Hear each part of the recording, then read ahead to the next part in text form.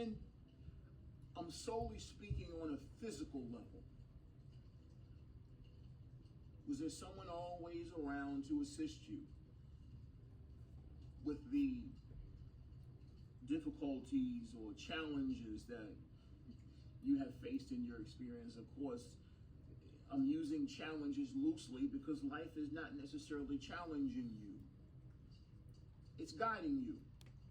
You aren't being challenged. Beloved, you're overqualified to be here. What do you mean challenge? You challenge God? To what? What you mean? I'm responsible for this experience. I'm the author of this story. But in this context, of course, challenge serves as a catalyst for the purpose of self-realization, of healing, of alignment, of expanding our capacity of the emotions or experiences or emotional experiences that require compassion, empathy, more understanding, more grace.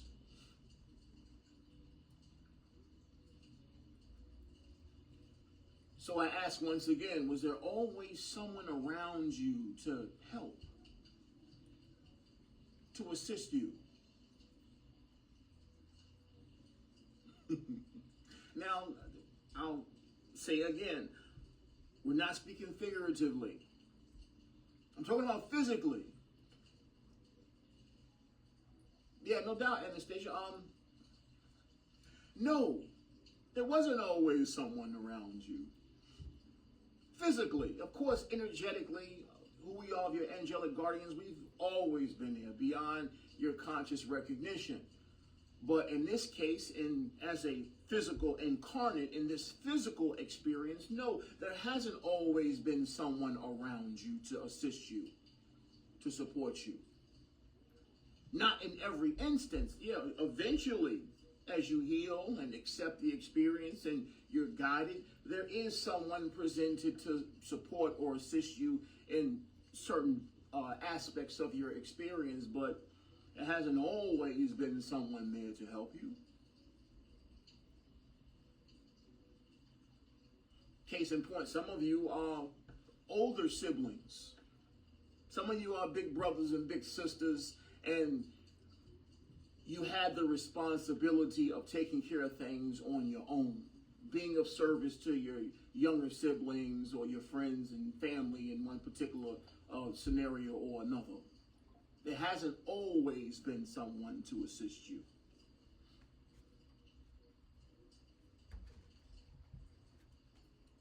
And in these particular situations or catalysts, we realize eventually, no matter how insurmountable a particular experience may have been, we've come to realize, or many of us have come to realize, that if there's a will, there's a way.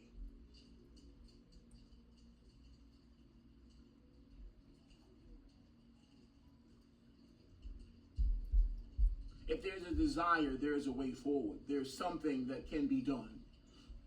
If there's a will, there's a way. Some of us have, I'm not taking any shots at anyone, but in certain cases, some of us have been children parenting our parents.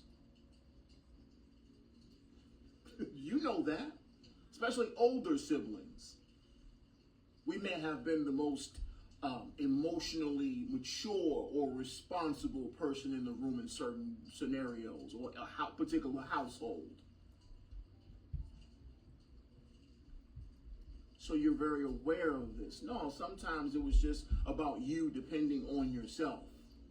You didn't have the support system you may have desired in the physical. You had to make decisions and moves on your own, especially for older siblings, because we feel responsible for our younger siblings. No, I'm gonna take care of this.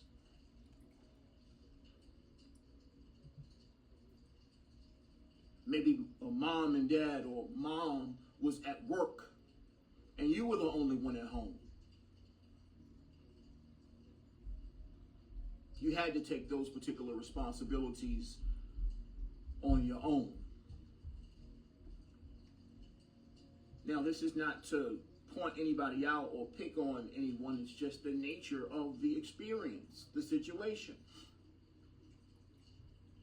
Our path of evolution. There are no mistakes. No, you're not a victim. You designed an experience as a soul where you would solely be responsible for your particular experience or the outcome of your experience in that instant. Now let's take a step back and acknowledge that everything happens for a purpose, on purpose, for us to expand our own capacity of love. Never have we been victims. These have been opportunities in many ways for us to refine ourselves, to demonstrate personal responsibility, maturity, or more emotional maturity when it came to taking care of experiences or our younger siblings or life in general.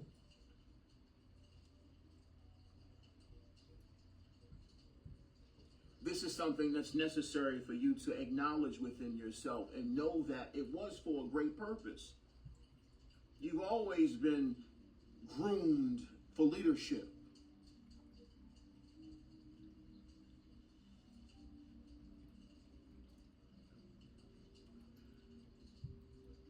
I'm providing you the opportunity to reflect upon your own experience and your own resilience that you've demonstrated throughout your life, to acknowledge a particular point. You're capable. Beloved, you're capable. You've always been capable, regardless of your gender or age, economic situation, any variables amongst the physical configuration. You've always been capable.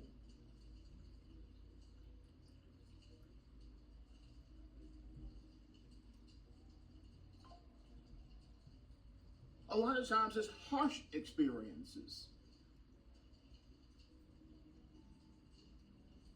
But you've always been capable. Once again, you are the author of this story. Never are you a victim here. You inserted all of these particular catalysts into your experience for a purpose. In fact, you're actually responsible for grooming yourself for the leadership positions that you are destined for the responsibilities that were destined in your experience. Once again, groomed, prepared, given what may have seemed more than your fair share of responsibilities, when easily you could express or have the sentiment of feeling, I shouldn't be handling this. Another person or an adult should be handling this. You know that. But, normal kids, they have their parents to do X, Y, Z for them. But I'm having to do it on my own. I recognize that it needs to be done. And in a way, it feels lonely. It feels as if you've been dealt a bad set of cards. I got the short end of the stick. I got the small piece of chicken because my little brothers and sisters had to eat. I just was making sure they could eat. I know how to make rice.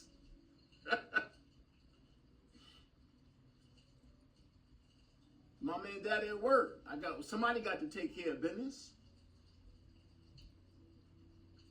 Yeah, no doubt. You've given yourself opportunities to take those responsibilities.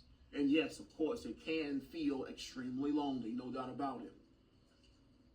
You want to be taken care of. You want those feelings of safety, to release the burden of responsibility in seeing other children play outside and doing what they want to do and live carefree and what have you. And you had to buckle down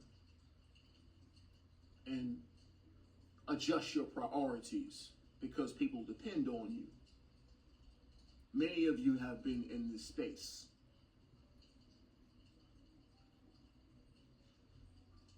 Just know that with that comes great honor. great maturity. I want you to consider a statement, and I'm requesting that you really take the time to step back and consider the statement. It's very simple.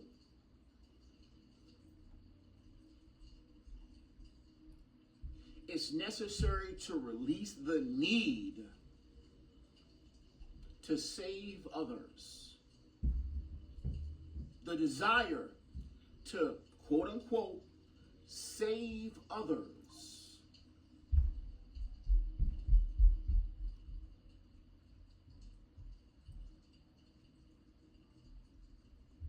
There's a fine line between compassion and the idea of rescuing. A fine line. I'll say it again. An aspect of your evolution and maturity, spiritual maturity, is in releasing the need to save others.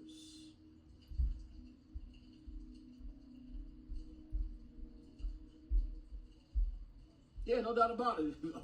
I feel you, Lauren. It's a mixed motivation. There's mixed feelings there because we observe reflections of self and we connect with the emotions that they may feel, and we want to put our cape on and go and execute, to serve, to help, to be of support. Because we've, in a way, acknowledged a deeper truth within ourselves and feel as if we have the keys to another person's awareness or understanding.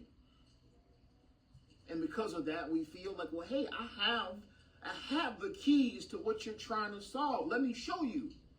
And in some cases, that can take place. In some cases. But at the same time, there's a deeper magic unfolding, taking place.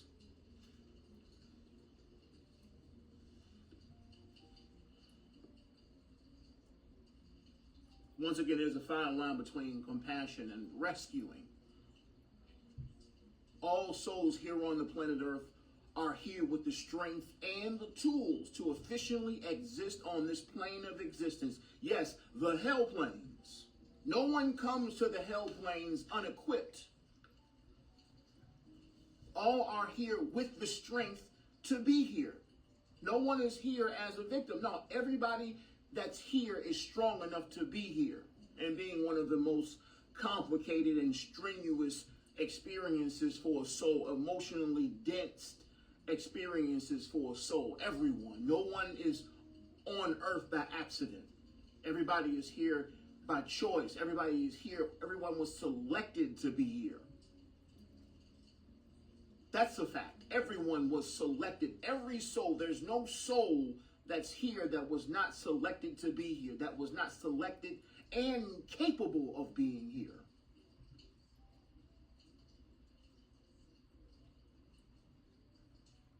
Fully capable.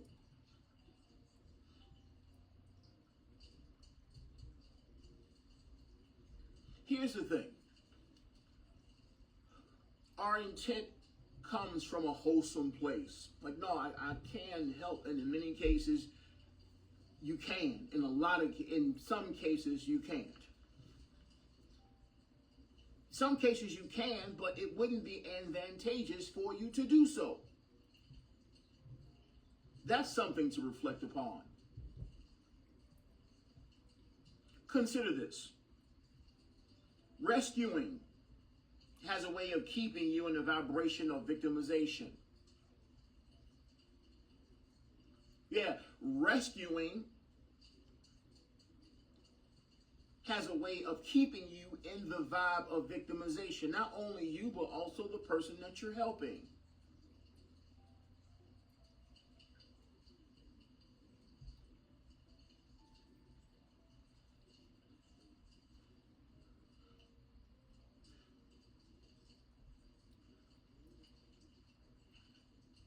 The purification by fire, if you will, that many of us are extremely familiar with as older siblings or having others that depend on us for our support.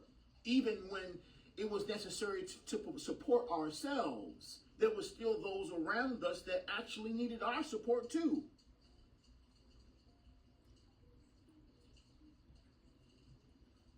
Come on, A, understand. Yeah, no doubt. A, understand. You got it.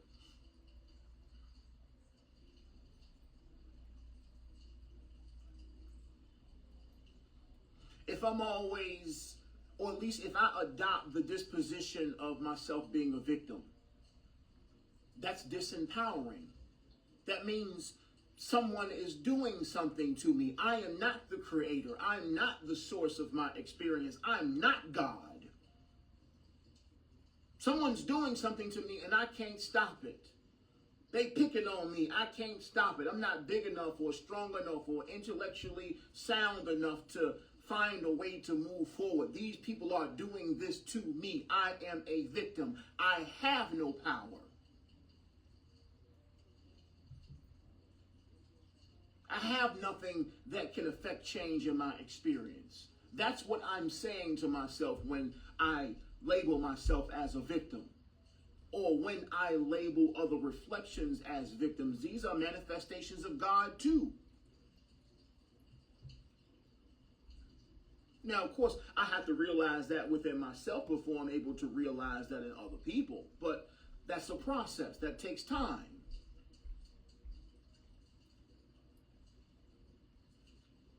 That does take time.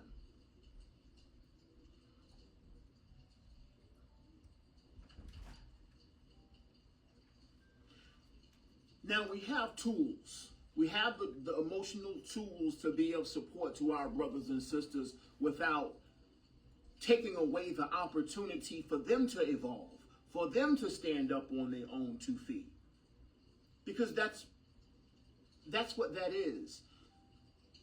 If we take away their opportunity to evolve, to stand up on their own 2 feet, they will continue to be victims because they've never had to do it on their own. There was somebody always there to help them. And it's like, well, I love you, so I'm going to do it for you. But then, what are we actually doing? You know the answer.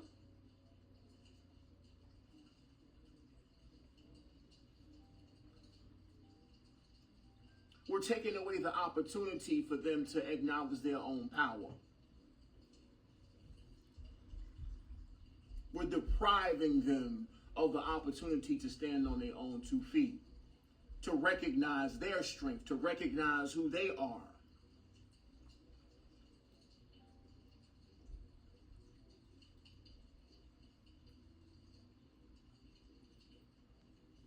That's not helpful. I mean, superficially, it may feel helpful.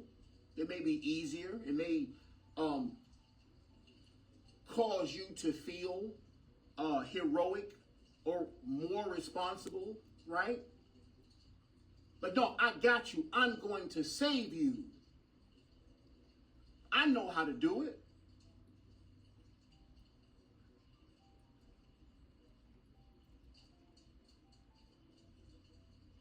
But once again, God is teaching all of us, showing us how to love ourselves more, to refine ourselves more, to put our own cape on, to embody our higher self through our experiences.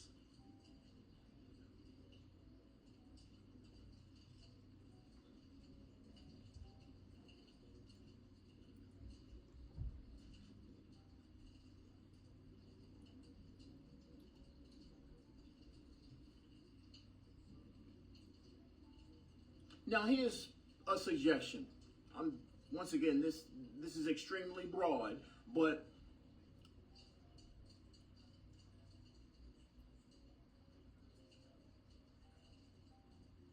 the realization and embodiment of this energy is extremely empowering to everybody.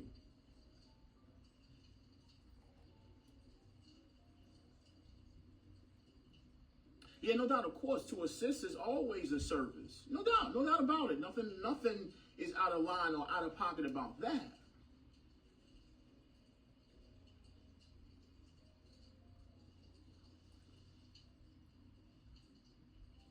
However, here's a suggestion.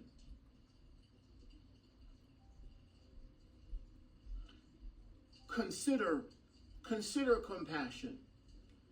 Consider your own experiences and recognize that those experiences are a part of your grooming. They were a part of your grooming. You became who you were because of the capacity or amount of responsibility that you had on your own, that you didn't have help with. You became the person that you are, the beauty that you express, that you share with your brothers and sisters. Once again, your awareness of how capable you are.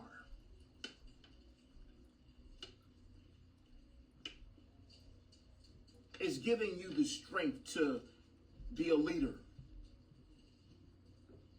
In many cases, to be a parent. To be able to show your own offspring how to do things, how to take care of yourself, how to make things beautiful, how to carry yourself, or what have you. Once again, these were the gifts that you were given.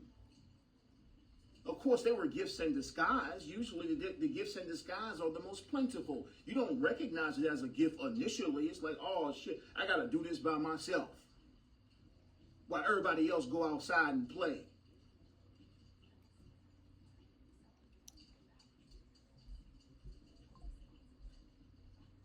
Now, of course, as a child, no doubt about it, as a child,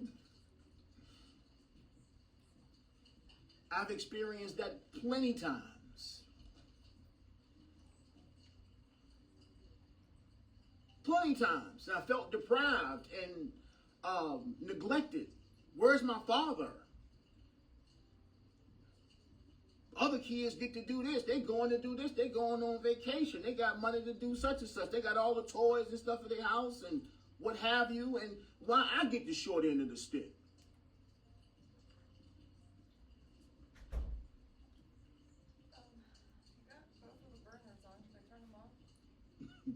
Yeah, baby, please. Thank you. Time reveals. Time reveals a lot.